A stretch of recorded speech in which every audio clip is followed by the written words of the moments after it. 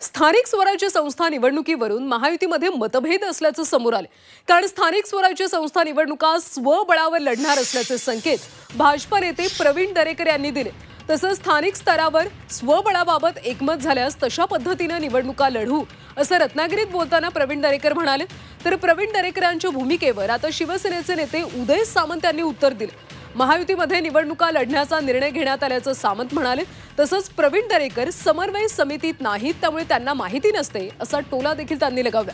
मराठा आरक्षणाच्या समितीमध्ये मी होतो, ओबीसी समाजाचं काही कमी होणार नाही असं देखील ते म्हणाले। ज्या ज्या ठिकाणी स्थानिक स्तरावर स्वबळाचं जर एकमत झालं तर त्या ठिकाणी तशाही प्रकारची गोष्ट होऊ शकते।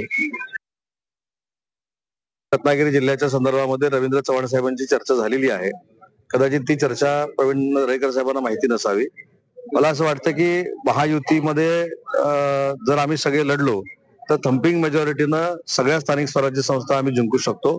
तरी देखील प्रत्येकाची मनातली जी काही इच्छा आहे ती त्यांनी त्यांच्या प्रदेशाध्यक्षांकडे मांडावी, मुख्यमंत्री महोदयांकडे मांडावी। आमची भूमिका स्पष्ट आहे, आम्ही महायुतीनं निवडणुकीला सामोरं जायला तयार आहे। तरी देखील प्रत्येक जागेवर आम्ही तयारी करतोय।